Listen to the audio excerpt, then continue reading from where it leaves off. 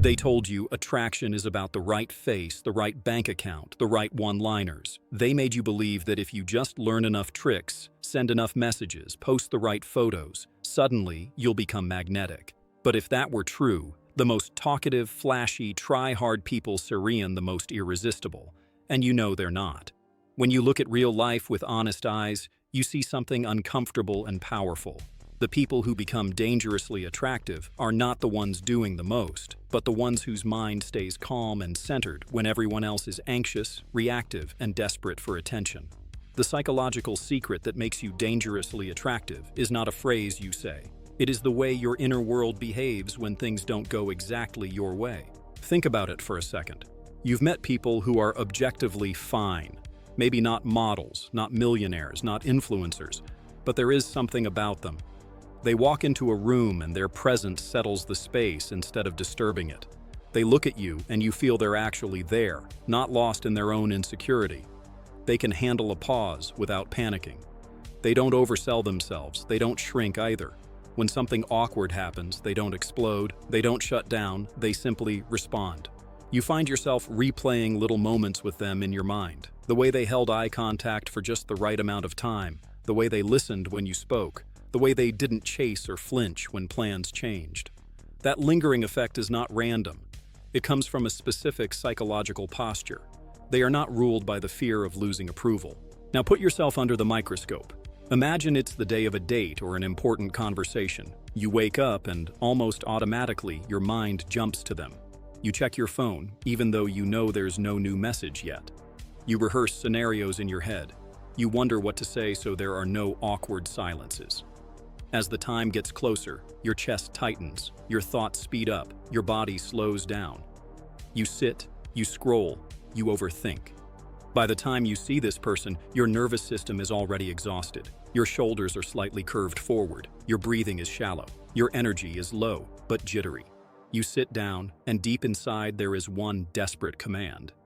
Don't mess this up. Please like me. That command leaks through your body language, your tone of voice, your choice of words. You talk too fast. You fill every pause with noise. You explain more than necessary. You laugh at things that aren't even funny. You're not present with them. You're busy fighting your own panic. The same pattern appears through a screen. You send a message and see the two little check marks, or the word seen, and suddenly your emotional climate depends on whether a reply appears in the next 5 minutes. You catch yourself staring at your phone instead of living your day. You start crafting a follow-up text, then deleting it, then writing something longer, then rewriting it again. Hey, just checking if you saw this. Sorry if I bothered you. Forget what I said. One message turns into three into 7, all in the name of calming your own anxiety. From your side, it feels like an emergency. From the other side, it feels like pressure. It does not feel like quiet charisma. It feels like a mind that cannot stand uncertainty. Inside a relationship, the stakes only rise. You love this person, you don't want to lose them, and without noticing, you start making every small change in their mood about you. If they are tired, you feel rejected. If they need time alone, you interpret it as abandonment. If they don't respond immediately, you assume the worst. You react first, think later. You demand explanations. You threaten to leave. You dramatize to get reassurance. Nights that could have been moments of connection turn into interrogations, debates, silent treatments. Attraction doesn't die because you stopped being attractive physically. It dies because being around you now means constantly managing your storms. In the long run, no one wants to stay mentally where their nervous system is always on high alert. So what is the psychological secret that flips this script? It's simpler and deeper than most people want to admit. You become dangerously attractive the moment you stop outsourcing your emotional balance to other people's reactions. In other words, the secret is emotional self-ownership under pressure. It is the trained ability to stay grounded in your own values, your own habits, and your own direction, even when there is tension, uncertainty, or potential rejection. When someone feels that you don't collapse because a plan changes, a message delays, a conversation gets difficult, their brain registers you as rare. Rare equals valuable. Valuable equals unforgettable. This emotional self-ownership is not just an idea in your head, it starts in your body. In the first 5 seconds of seeing you, her brain is already scanning your posture, your facial muscles, your breathing, your level of energy. It happens automatically, below awareness. A nervous system can feel another nervous system. If your circulation is sluggish, your muscles are stiff from sitting all day, your jaw is tight, your eyes look dull from too much screen time and too little movement, your presence comes across as tired, shut down, or on edge. You can talk as confidently as you want. Your body is telling another story. On the other hand, if your blood is moving, your muscles are awake, your shoulders are open, and your breathing is quiet and steady, you communicate something else without speaking. I am here. I'm not somewhere else in my head. I am alive, but I'm not frantic. That is why the first practical expression of this psychological secret is a physical habit, taking responsibility for your energy before you show up. This doesn't mean turning yourself into a fitness model. It means establishing a small, pre-interaction ritual that sends a clear signal to your body. We are safe, we are awake, we are ready to connect. Imagine that, instead of waiting passively, you give yourself 15 to 20 minutes before seeing her to walk at a light, steady pace.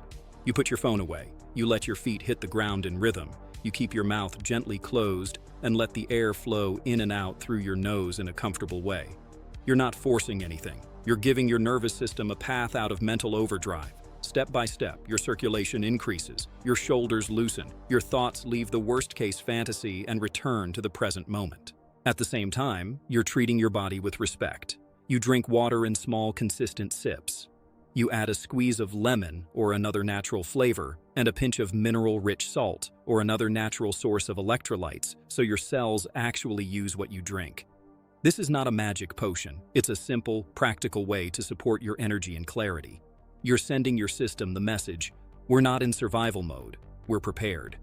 By the time you finish that short walk, your face has more color, your eyes are more alert, your muscles feel both stable and relaxed. You haven't said a word yet, but you've already changed the quality of the presence you're about to offer. Now picture the difference this makes in a concrete scene. You arrive a bit earlier to the place where you're meeting her, not because you're terrified of being late, but because you've chosen to land before the interaction starts. You sit down, you notice the environment, you feel the chair beneath you, you let your breathing stay soft. When she walks in, you don't jump up like a shot of adrenaline. You stand or sit with natural ease. Your shoulders are not hunched forward, your hands are not fidgeting, your leg is not shaking. You look at her, you smile in a way that reaches your eyes, and your greeting matches your state, warm, steady, not over the top. That first half minute already feels different from most of what she experiences. You don't come across as a man begging for something to happen. You come across as someone who already has a life, already has a direction, and is now simply opening space to see whether there is real connection. This simple physical habit has a very specific psychological effect. It lowers your anxiety, which silently tells her nervous system that you are safe to be around. When you are not fighting your own body, you are able to pay attention to hers. Your mind is not trapped inside an inner monologue of, what do I say next? And what if she doesn't like me? Which means you can actually notice her tone, her posture, her comfort level. That ability to stay calm enough to read the situation is a major part of being dangerously attractive. You are not the loudest, you are not the most dramatic, but you are the one who sees clearly because you are not drowning in your own noise. Once your body is on your side, the next layer of the psychological secret is your mindset. Dangerously attractive people are not people who never feel fear or insecurity. They are people who don't hand these emotions the keys to their behavior. This is where Stoic thinking becomes practical. At its core, a Stoic frame in relationships is built on a simple question.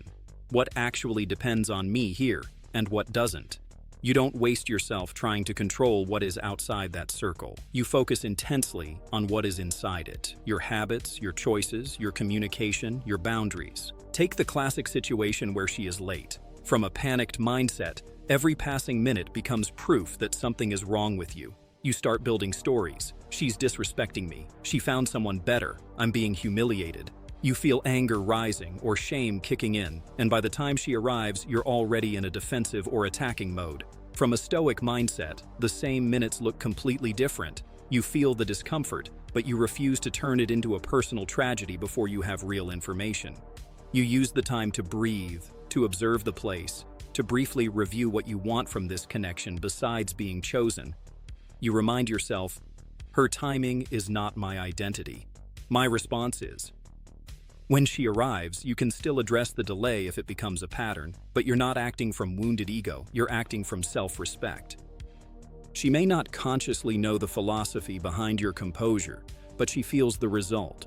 She can see that you noticed the delay, yet you're not sulking, not punishing, not throwing subtle jabs. You stay present, you stay clear. If later it makes sense, you might say in a calm moment, "Time is important to me. I appreciate when we both respect it." That sentence, coming from a man who has stayed in his center, feels very different from the same words thrown in anger. You have just shown that you can protect your standards without losing control, and that combination of direction and emotional control is exactly the kind of psychological signal that reads as high value.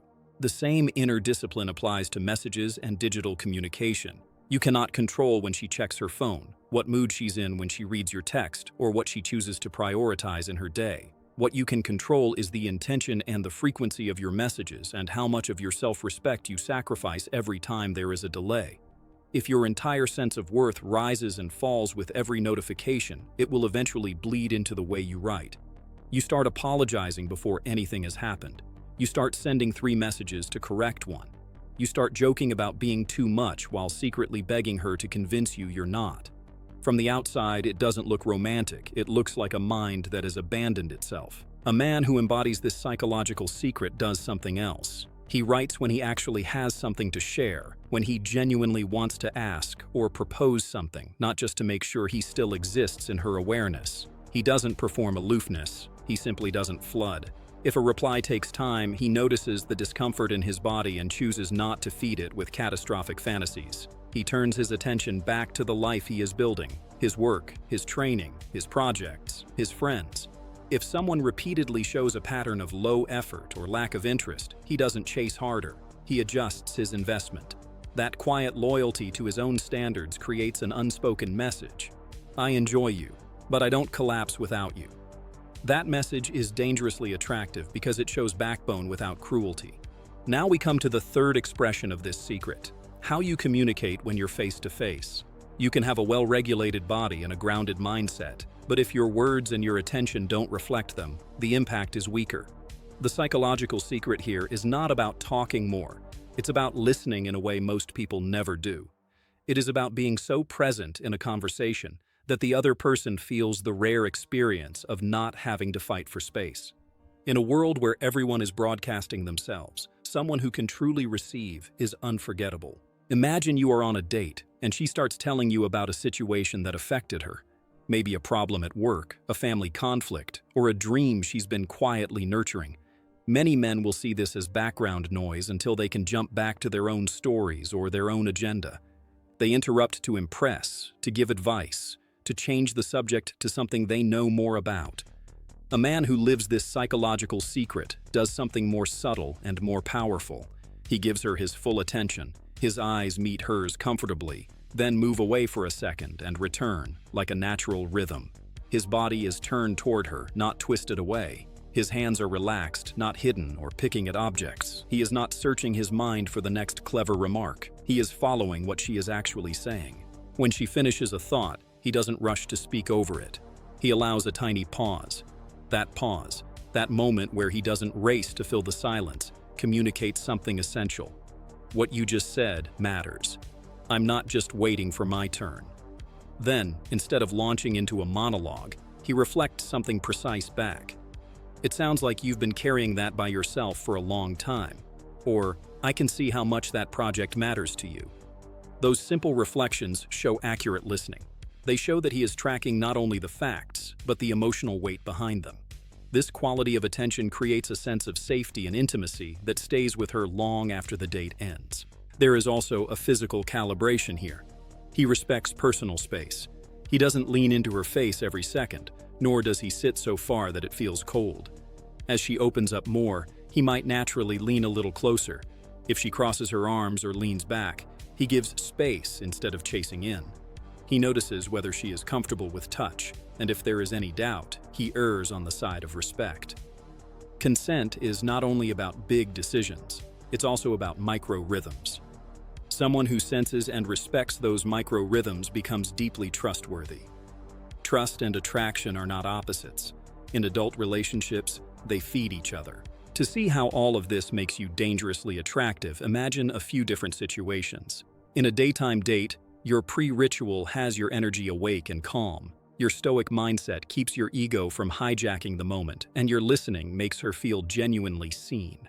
She goes back home and, as she does other things, little flashes of you return. How steady your eye contact was. How you didn't crumble when there was a pause. How you remembered a detail she mentioned and asked a thoughtful question. It's not a dramatic obsession. It's a quiet, persistent curiosity. Her mind turns you over like a stone that feels different from the rest. In a social event, maybe with friends or colleagues, you are not the loudest one in the room. You don't need to dominate every conversation to prove your worth. You're relaxed, you engage, you listen, you make others feel comfortable. You are able to let her move around, talk to other people, laugh, be herself, without turning into a guard dog or a shadow. When you two talk, you are fully there. When you are apart in the same space, you are still yourself. That balance between giving freedom and providing a solid emotional anchor is rare, and it's the kind of rarity that leaves a lasting impression. In a hard conversation, when something serious needs to be addressed, your dangerous attractiveness shows up in how you handle conflict. Instead of avoiding the topic until it explodes or turning every disagreement into a power struggle, you lean into the discomfort with honesty and calm. You say what is not working for you in a straightforward way, without insults. You own your mistakes when they are real. You listen when she expresses pain or frustration, even when it stings. You keep your voice at a level that communicates strength, not aggression. If you feel anger rising to the point you might say something destructive, you suggest taking a break and returning to the conversation later, not as a threat, but as a protection for both of you. This is where the secret really shows. Your goal is not to win an argument. It is to protect the connection and your self-respect at the same time. Why does all of this feel dangerous? Because when someone like that enters another person's life, they challenge the patterns that person has become used to. Many people are accustomed to two extremes: partners who are unstable and exciting but unsafe, or partners who are stable but emotionally flat and distant. Meeting a man who is both stable and deeply present, who is both calm and emotionally available, can shake the ground. It becomes dangerous not to her well-being, but to her comfort zone. After experiencing that level of presence, respect, and quiet strength, it's very hard to go back to relationships built on drama or indifference. That is the real power behind being dangerously attractive. All of this can be condensed into a single line. You become dangerously attractive the moment your mind stops begging for approval and starts leading your body, your words, and your decisions with calm strength. That is the psychological secret. Calm strength in your habits before you meet. Calm strength in your thoughts when uncertainty appears. Calm strength in your listening and your boundaries when you are face to face. It shows her that you are not auditioning for a role in her life, you are inviting her into a life you are already building with intention. The hopeful truth is this: it is never too late to build this kind of attractiveness. You might have spent years overreacting, over-texting, over-explaining. You might have sabotaged good connections because you were ruled by fear. None of that disqualifies you. Your brain and your habits are trainable. Every time you choose a short walk instead of another cycle of anxious scrolling, you're rewiring something. Every time you choose to pause before sending a message you'll regret, you're rewiring something. Every time you sit in a conversation and really listen instead of performing, you're rewiring something. Attraction, especially at a mature level, is not a fixed trait. It's a side effect of who you decide to become day after day. So here's your invitation. Don't treat this video as information to collect. Treat it as a challenge to live. For the next 7 days, choose one aspect of this psychological secret and put it into practice. Maybe you commit to that light walk with nasal breathing and simple hydration before any important interaction. Maybe you commit to sending only messages that come from calm, not from panic. Maybe you commit to letting every person you talk to finish their sentence, pausing and reflecting one thing you heard before you answer. Pick one and do it consistently. At the end of the week, look honestly at your energy, your anxiety, and the quality of your interactions. Notice what changed, even if it's small. If you feel something shift, in how you carry yourself, in how others respond, in how you sleep at night. I want to hear about it. Share your experience in the comments, the wins and the challenges, so we can keep learning together and building a form of attraction that is ethical, grounded, and powerful. And if this way of understanding attraction resonates with you, where quiet charisma, self-control, and emotional maturity are more important than tricks and games, make sure you subscribe and stay close. We're going to keep going deeper into the habits, the mindsets, and the practices that turn you from someone who chases validation into someone who, simply by the way he lives, becomes psychologically impossible to ignore.